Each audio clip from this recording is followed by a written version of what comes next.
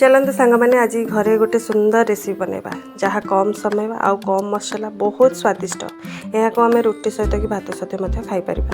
समस्त मोर नमस्कार, केमी अच्छा आपण मैंने भल अच्छा ना। आज आम बनैबा पकोड़ी करी जहाँकि बहुत सहज उपाय से निहाती बेसन आवश्यक मसला आउ आज मु बन सिझे रखि आलू। यहाँ को आप कंचा आलू भी नहीं पारे तेलर भाजिकी, कि मुझे सिझेकी जेहेतु रखिदी मुझे आलू नहीं।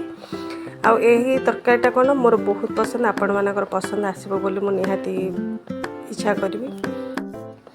प्रथमे तो आपको आम करना बेसन को टे गोले बेसन अल्प टिके जीरा ऐड करेंगे आउ स्वाद अनुसार लुण हलदी ऐड करेंगे।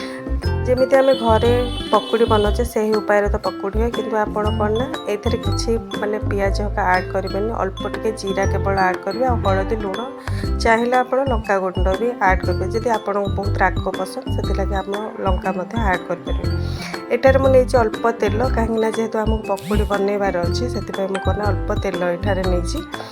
प्रथमे तो सांग मैंने आपको छोट छोट साइज ही पकोड़ी बनइबे, कहीं आम जो करिबा कषा बनइबा से कौन बेसनटा टे फुली जाए था। मैंने आप सब ट्राए करेंगे जो पकोड़ी की छोट छोट करके छाणापी, कहीं जदि आप बड़ छाणी जाऊँ कहीं कषा कि झोल कला बेले ये कौन पानी पड़े टे फुली जाए, से लगे आप छोट छोट साइज करने ट्राए करेंगे।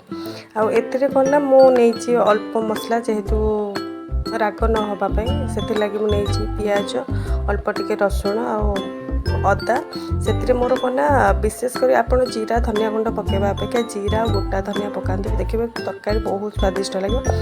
आउ गोटे टमाटो ऐड कर जेहेतु आम मैंने समस्ते प्रिफर कर कम मसला खावाई से लगे कम मसला ही मुझे से लगे गोटे पियाज नहीं अदा रसुण पेस्ट मुझे बन। चलते सांग मैंने ए मसला को आम बनइबा।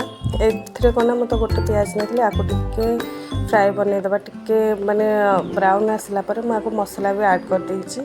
मसला ऐड कर सारा से कौन अल्प लंका गुंड हलदी आउ लुण टिके ऐड करी आ कौन मसला मुझे देनी। लास्ट को कौन टिके मसला हो आसला गोटे टमाटो ऐड करी आउ अल्प टिके करी मसला जहाँकि तरकारी बहुत स्वाद आनिब आ बहुत भल कलर भी आसो। एबे करना आम मसला को 5 मिनट धरिकी कषि नवा। आउपटे करना मु टमाटो भी ऐड कर सारे जेहेतु मसला भी हो आसला टमाटो पकेले तार कलर भी बहुत सुंदर आसो।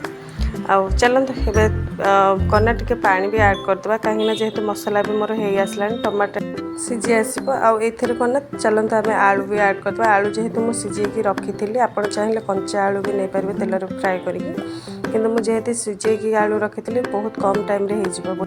एपटे आमर आलू कषाटा भी हो गला। एथर मु रखि गरम पानी सिझेकी ऐड करी, आप चाहिए ठंडा पानी ऐड करेंगे, किंतु एतिर कौन गरम पानी ऐड कले कौन तरकारीटा बहुत टेस्टी लगे बहुत कम समय भी हो।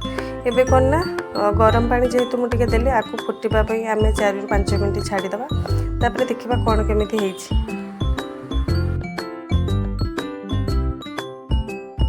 5 मिनट पर देखला बेलू तरकारी तो आम हो आसला। आउ कौन मुझे पकोड़ी ऐड करी कहीं जेहेतु आम कौन पकोड़ी पकेला माने से टे फुलीज से लगे कौन कम टाइम भितर आम कौन करवा तरकारी ओल्लैदेवा। आप खाइला पूर्वर ही पकेबे ताहा ही बेटर रहिबो, कहीं जेहेतु बेसनटा पानी भिड़वार बहुत संभावना अच्छे। आउर मुझे कौन करी मसला दे देती एपटे टिके अल्प धनिया पत्र पकई देती। रोची नमस्कार।